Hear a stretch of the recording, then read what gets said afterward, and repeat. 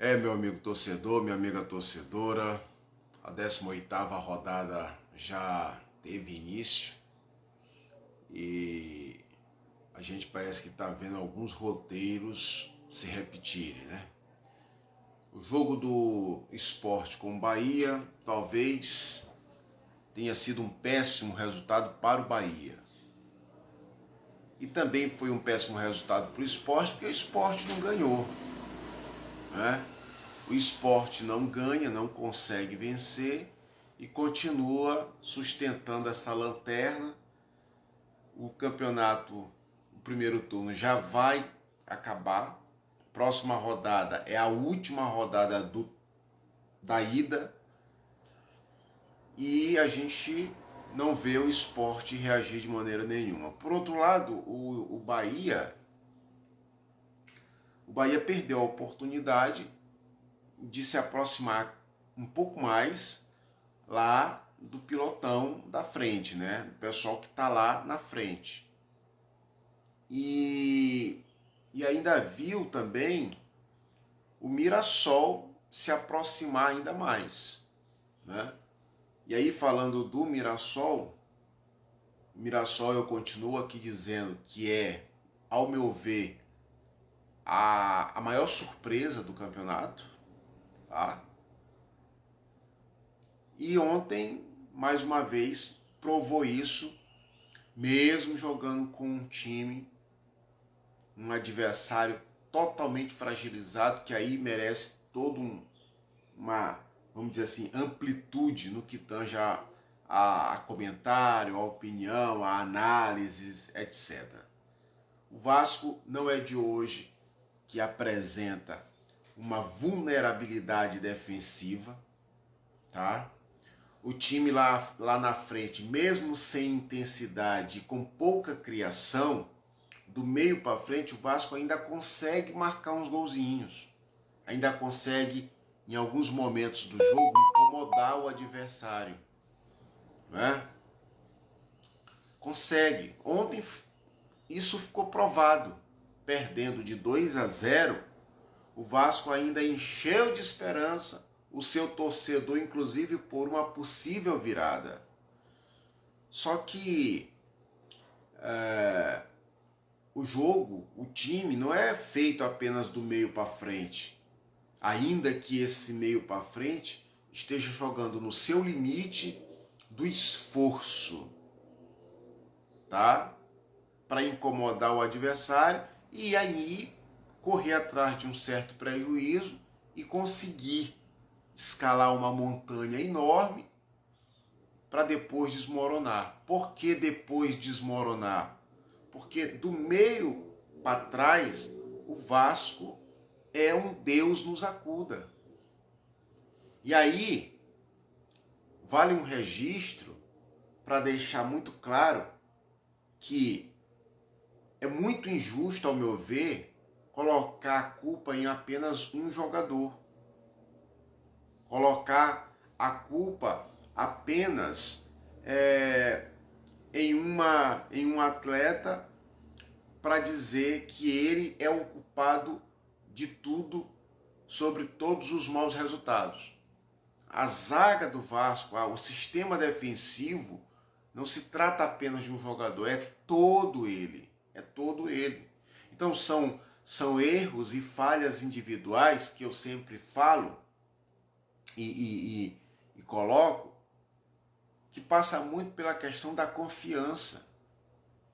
Enquanto essa coisa da confiança, do não acontecer, não tiver fazendo parte do mental dos caras, isso vai acontecer de forma natural, de forma normal, porque os caras estão jogando, além de jogar sob pressão, eles, tecnicamente falando, eles têm poucos recursos, eles são jogadores de baixo nível técnico.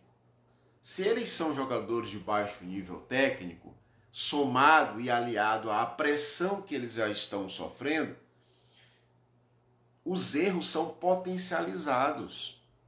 Os erros eles vão ficar mais explícitos, vão ficar mais à amostra, entendeu? E aí, cara, um escorregão, a perda de uma dividida, na hora de fazer um passe, a leitura para fazer do jogo sobre o que está acontecendo ou o que pode acontecer. Se tu prestar atenção, o terceiro gol do que o Vasco sofre passa muito por essa questão de leitura. O Puma não consegue ver o jogador que vem atrás dele só para empurrar para o gol. Isso é falha de marcação, é posicionamento, mas muito por conta de quem não está conseguindo fazer a leitura do jogo jogado, quem está dentro de campo. Entendeu? E aí saem esses gols, né? E assim, um outro ponto importante a ser considerado é que todos os times sofrem gols desse tipo, dessa forma. O atacante vindo por trás da zaga de forma a surpreender. A questão é que com o Vasco isso é com muita frequência. Entendeu? É com muita frequência e aí vai se tornando natural, normal, já dentro do processo do Vasco. A formação de linha dos jogadores, eu não sei se eu estou fazendo a leitura aqui errado, fazendo uma análise, um comentário errado, mas eu sempre percebi nos jogos do Vasco a linha defensiva de um lateral ao outro, passando pelos dois zagueiros, o quarto zagueiro, o zagueiro central, muito espaçado, muito distante. Não existe uma compactação. Parece que os caras estão sempre um muito longe do outro, de modo a ficar buracos, facilitando a vida dos adversários. E eu não estou aqui nem entrando no mérito dos erros individuais, que conforme eu já falei, vem muito dessa pressão psicológica e também pelo baixo nível técnico dos seus jogadores. Né? Eu já fiz vídeo aqui falando, por exemplo, por que o Vasco não rescinde o contrato com o João Vitor ou pega o João Vitor e coloca ali na reserva, poupa o jogador. Estou falando isso de forma contínua, não é um jogo ou outro não. Entendeu? E o Diniz, que parece demonstrar também ser muito teimoso, né? O Diniz, ele vai ali, ele é muito convicto das suas ideias. E sendo muito convicto das suas ideias, ele não consegue dar o braço a torcer. Ele não consegue, ele não consegue, tipo assim, pô, beleza, eu vou tentar fazer aqui um pouco diferente, né? Vou tentar aqui fazer um pouco diferente, entendeu? E assim a gente vai vendo a história do Vasco, que também, conforme eu já falei, na minha concepção, a não ser que esse segundo turno ele seja de uma virada de chave radical, estrondosa, a ponto que o Vasco comece a ter posturas e condutas diferentes, de modo que ele lute do meio para cima. Mas olhando o cenário até agora, e todo mundo é muito certo de falar isso, o Vasco vai continuar lutando para não cair. Então, se o Santos ganha hoje, né? Se o Santos ganha hoje só para ter aqui uma ideia, do Juventude, o Vasco volta para a zona de rebaixamento. Entendeu? Então vai ficar nisso, né? Ora tá na zona de rebaixamento, ora tá fora da zona de rebaixamento.